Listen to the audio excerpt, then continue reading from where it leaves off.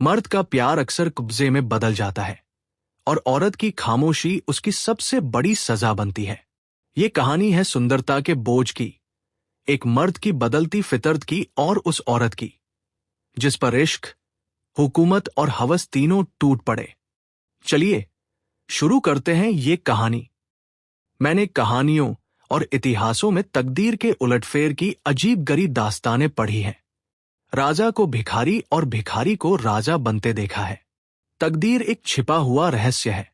गलियों में टुकड़े बटोरती हुई औरतें सोने के सिंहासन पर बैठ गई और वे ऐश में डूबे लोग जिनके इशारे पर तकदीर भी सिर झुकाती थी, अपनी शान खोकर चिलकों का शिकार बन गए। पर मेरे सिर पर जो कुछ बीता उसकी मिसाल कहीं नहीं मिलती। उन घटनाओं को आज याद करती हूं तो रोंगटे खड़े हो जाते हैं और हैरानी होती है कि अब तक मैं क्यों और कैसे जिंदा हूं। सौंदर्य इच्छाओं का स्रोत है। मेरे दिल में क्या इच्छाएं न थी, पर कठोर भाग्य के हाथों सब मिट गई। मैं क्या जानती थी कि वह आदमी जो मेरी हर अदा पर जान देता था, एक दिन मुझे इस तरह अपमानित और बर्बाद करेगा। आज 3 साल हुए जब मैंने इस घर में कदम रखा। उस वक्त ये एक हरा भरा बगीचा था। मैं इस बगीचे की बुलबुल थी, हवा में उड़ती थी, डालियों पर चहकती थी, फूलों पर सोती थी। सईद मेरा था, मैं सईद की थी। इस संगमरमर के हौज के किनारे हम प्यार की बातें किया करते थे। तुम मेरी जान हो, मैं उनसे कहती थी। तुम मेरे दिलदार हो, वे कहते। हमारी जायदाद बहुत बड़ी थी। जमाने की कोई चिंता, जिंदगी का कोई गम न था। हमारे लिए जिंदगी जीता जागता आनंद, एक अनंत चाह और बहार का जादू थी, जिसमें इच्छाएं खिलती थी और खुशियां हंसती थी। जमाना हमारी इच्छाओं पर चलता था, आसमान हमारी भलाई चाहता था और तकदीर हमारी साथी थी। एक दिन सईद ने आकर कहा, मेरी जान, मैं तुमसे एक विनती करने आया हूं। देखना, इन मुस्कुराते हुए होठों पर ना का शब्द ना आए। मैं चाहता हूं कि अपनी सारी संपत्ति, सारी जायदाद तुम्हारे नाम कर दूं। मेरे लिए तुम्हारा प्यार ही काफी है। यही मेरे लिए सबसे बड़ी नेमत है। मैं अपनी पहचान मिटा देना चाहता हूं। मैं चाहता हूं कि तुम्हारे दरवाजे का फकीर बनकर रहूं। तुम मेरी नूरजहां बन जाओ। मैं तुम्हारा सलीम बनूंगा और तुम्हारी मूंगे जैसी हथेली के प्यालों पर उम्र बिताऊंगा। मेरी आंखें भर आई। खुशियां चोटी पर पहुंचकर आंसू की बूंद बन गई। पर अभी पूरा साल भी न गुजरा था कि मुझे सईद के स्वभाव में कुछ बदलाव नजर आने लगा। हमारे बीच कोई लड़ाई झगड़ा या मनमुटाव न हुआ था, मगर अब वो सईद न था जिसे एक पल के लिए भी मेरी जुदाई सहन न होती थी। वो अब रात रात भर गायब रहता। उसकी आंखों में प्रेम की वो लहर न थी, न अंदाजों में वो प्यास, न स्वभाव में वो गर्मजोशी। कुछ दिनों तक इस रूखेपन ने मुझे खूब रुलाया। प्यार के दिन याद आकर तड़पा देते। मैंने पढ़ा था कि प्रेम अमर होता है। क्या वह स्रोत इतनी जल्दी सूख गया? नहीं, वो अब किसी दूसरे बगीचे को हरा भरा कर रहा था। आखिर मैं भी सईद से आंखें चुराने लगी, बेदिली से नहीं, सिर्फ इसलिए कि अब मुझमें उससे आंख मिलाने की ताकत न थी। उसे देखते ही प्यार के हजारों करिश्मे नजरों के सामने आ जाते और आंखें भर आती। मेरा दिल अब भी उसकी तरफ खिंचता था। कभी कभी बेख्तियार जी चाहता कि उसके पैरों पर गिरकर कहूं, मेरे दिलदार, ये बेरहमी क्यों? क्या तुमने मुझसे मुंह फेर लिया है? मुझसे क्या गलती हुई? लेकिन इस स्वाभिमान का बुरा हो जो दीवार बनकर रास्ते में खड़ा हो जाता। धीरे धीरे दिल में भी प्यार की जगह जलन ने ले ली। निराशा के धैर्य ने दिल को संभाल लिया। मेरे लिए सईद अब बीते हुए बसंत का एक भूला हुआ गीत था। दिल की गर्मी ठंडी हो गई, प्रेम का दीपक बुझ गया। इतना ही नहीं, उसकी इज्जत भी मेरे दिल से चली गई।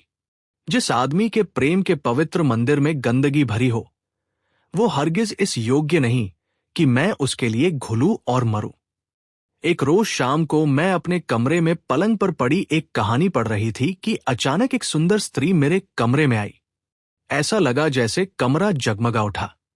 रूप की रोशनी ने दीवारों को चमका दिया।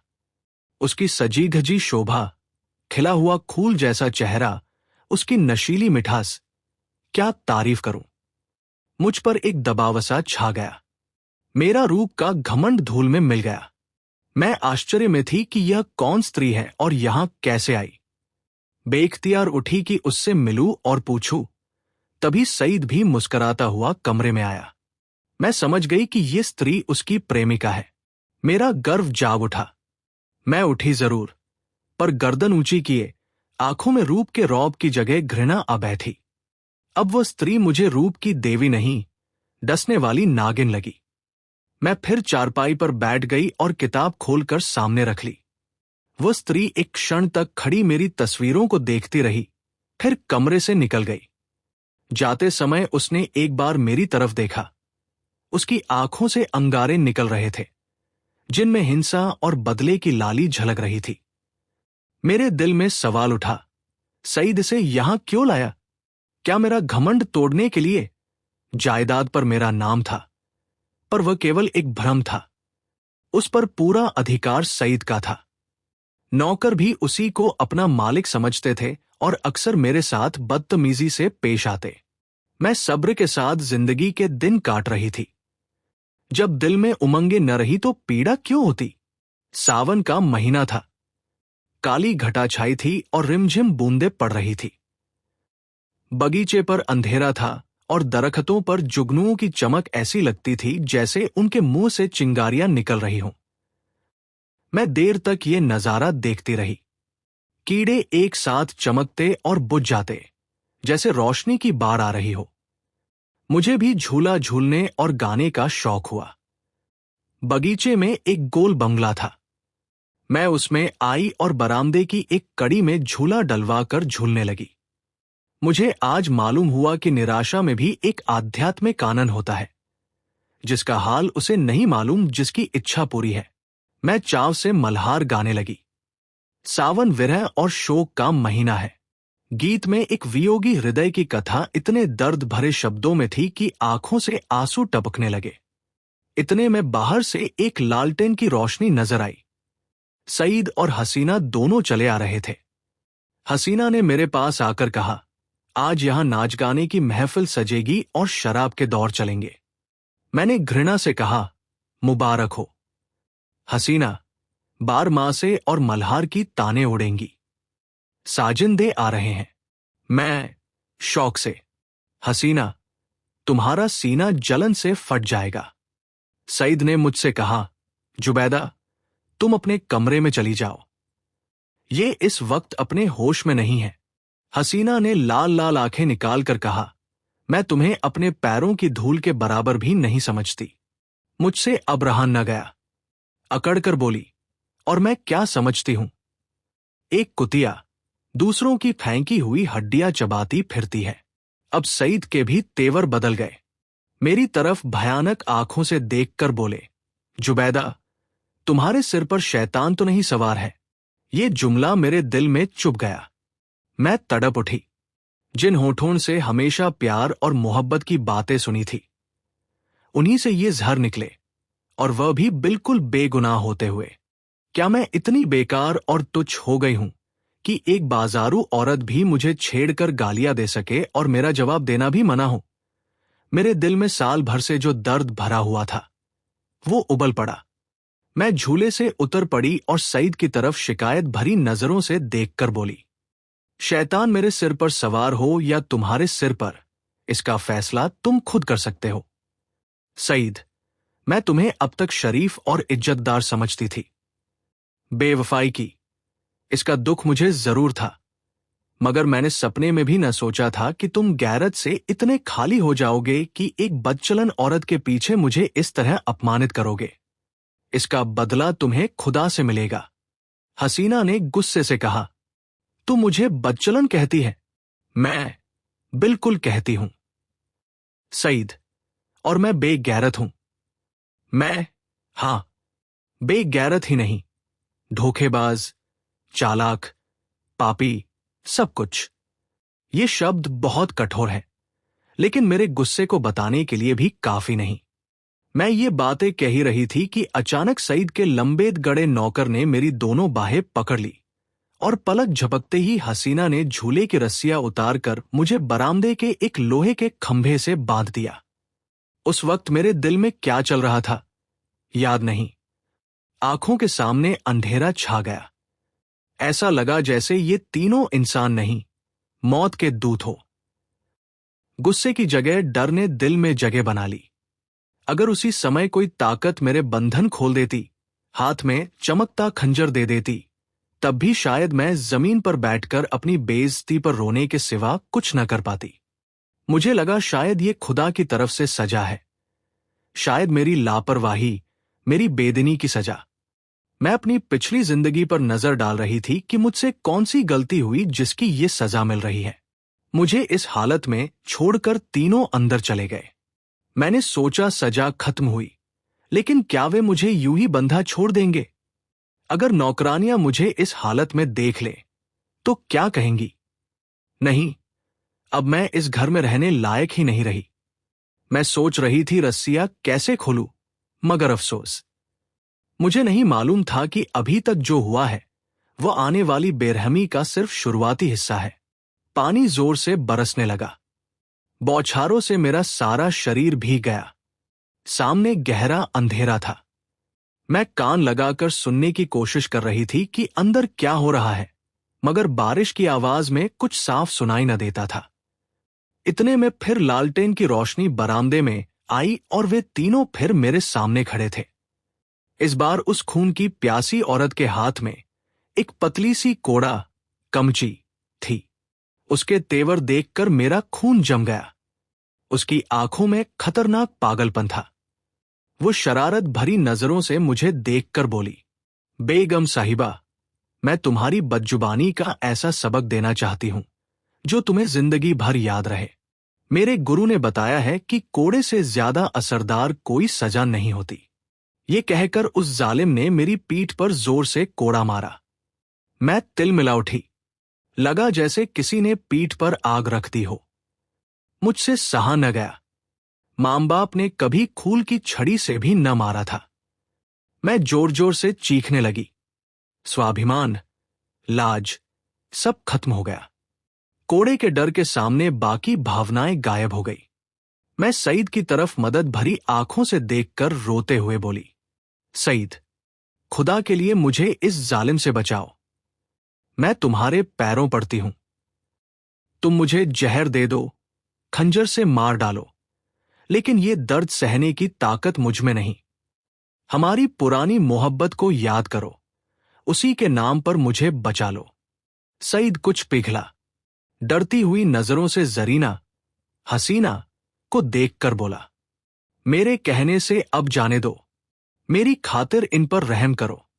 जरीना बोली, तुम्हारी खातिर सब कुछ कर सकती हूं, गालियां नहीं सह सकती। सईद, क्या अभी तुम्हारे हिसाब से सजा काफी नहीं हुई? जरीना, तब तो आपने मेरी इज्जत की खूब कद्र की। मैंने रानियों से काम करवाए हैं। ये बेगम साहिबा किस घमंड में है? अगर मैं इसे छुरी से काट डालूं, तब भी इसकी बदजुबानी की सजा पूरी न होगी। सईद, मुझसे अब ये जुल्म नहीं देखा जाता। जरीना, आंखें बंद कर लो। सईद, जरीना, गुस्सा मत दिलाओ। मैं कहता हूं, अब इन्हें माफ करो। लेकिन उसने हिकारत भरी नजर से सईद को देखा, जैसे वह उसका गुलाम हो। और फिर उसने मुझे बेतहाशा कोड़े मारने शुरू कर दिए। मैं दर्द से तड़प रही थी। उसके पैरों पड़ती, मिन्नतें करती, दुआएं देती, लेकिन उस निर्दयी को जरा भी रहम न आया। मेरी पीठ छिल गई, खून बहने लगा। हर चोट आग के शोले जैसी लगती थी। मालूम नहीं उसने कितने कोड़े मारे, यहां तक कि कोड़ा खुद फटकर टूट गया। लकड़ी का दिल टूट गया, लेकिन इंसान का दिल न पिघला। मुझे इस तरह अपमानित और बर्बाद करके वे तीनों दुष्ट वहां से चले गए। जाते समय सईद के नौकर ने मेरी रस्सियां खोल दी। मैं कहा जाती, उस घर में कैसे कदम रखती। मेरा सारा शरीर घावों से भर गया था, लेकिन दिल के छाले उससे कहीं ज्यादा जानलेवा थे। दिल पूरी तरह टूट चुका था। अच्छी भावनाओं के लिए उसमें अब कोई जगह न बची थी। उस वक्त अगर मैं किसी अंधे को कुएं में गिरते देखती तो शायद हंस पड़ती, किसी अनाथ बच्चे का दर्दनाक रोना सुनती तो उसका मजाक उड़ाती। दिल की हालत में एक भयानक बदलाव आ गया था। मुझे न गुस्सा था, न दुख, न मौत की इच्छा, यहां तक कि बदला लेने की भावना भी नहीं रही थी। उस हद से ज्यादा बेइज्जती ने बदला लेने की चाहत तक खत्म कर दी थी। हालांकि मैं चाहती तो कानून की मदद से सईद को सजा दिला सकती थी, उसे दाने दाने के लिए मोहताज कर सकती थी। लेकिन ये बेइज्जती, ये अपमान बदले की सोच से भी परे था। बस एक ही भावना बची थी, अपमान की। मैं हमेशा के लिए नीची दिखा दी गई थी। क्या यह दाग कभी मिट सकता था? हरगिज नहीं। हां, इसे छिपाया जा सकता था, और उसकी एक ही सूरत थी कि मैं खुद को और गिरा दूं, इतनी गिर जाऊं कि यह दाग उसी अंधेरे में खो जाए। मैंने अपनी तबाही को और भी पूरा करने, अपनी बेइज्जती को और गहरा करने का पक्का इरादा कर लिया। रात भर मैं वहीं पड़ी रही, कभी दर्द से कराहती, कभी इन्हीं ख्यालों में उलझी हुई। घर में किसी ने मेरी खबर तक न ली।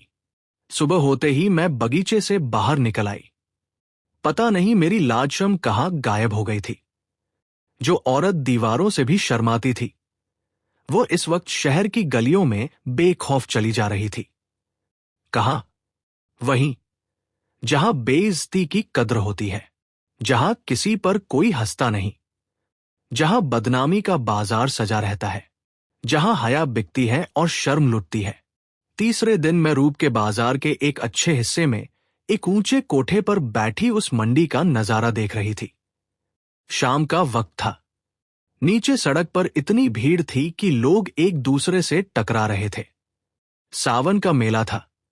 लोग साफ कपड़े पहने कतारों में नदी की तरफ जा रहे थे। हमारे बाजार की खूबसूरत औरतें भी आज नदी किनारे सजी थी। कहीं झूले थे, कहीं सावन के गीत, लेकिन मुझे इस बाजार को देखना ज्यादा दिलचस्प लग रहा था। ऐसा लगता था जैसे शहर की बाकी सड़कें बंद हों और सिर्फ यही तंग गली खुली हो। सबकी नजरें कोठों की तरफ उठी हुई थी, जैसे वे जमीन पर नहीं, हवा में चल रहे हों। पढ़े लिखे लोग भी देखते थे, मगर चोरी चोरी। मध्यम उम्र के लोग सबसे ज्यादा बेझिझक थे, शायद अपनी जवानी साबित करना चाहते थे। बाजार क्या था? एक लंबा चौड़ा तमाशा था। लोग हंसी मजाक करते थे, लुत्फ लेने के लिए नहीं, बल्कि ऊपर बैठी औरतों को सुनाने के लिए। तभी अचानक सईद की बग्घी नजर आई। मैं उस पर कई बार घूम चुकी थी। सईद अच्छे कपड़े पहने अकड़कर बैठा था। ऐसा सजीला जवान पूरे शहर में न था। उसकी नजर एक बार मेरे कोठे की तरफ उठी और तुरंत झुक गई। उसके चेहरे पर ऐसा पीलापन छा गया जैसे किसी जहरीले सांप ने काट लिया हो।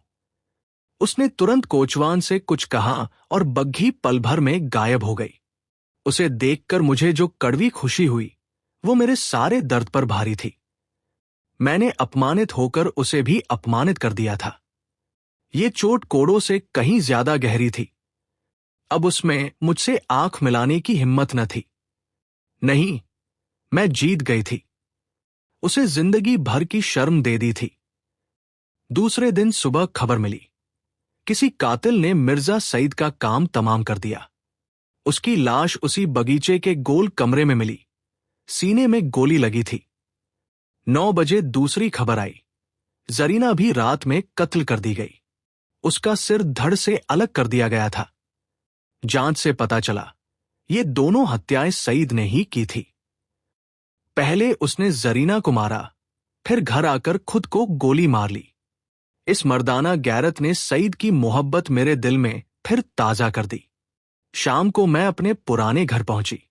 अभी मुझे वहां से गए सिर्फ 4 दिन हुए थे, मगर लगा जैसे सदियां बीत गई हों। दीवारों पर उदासी छाई थी।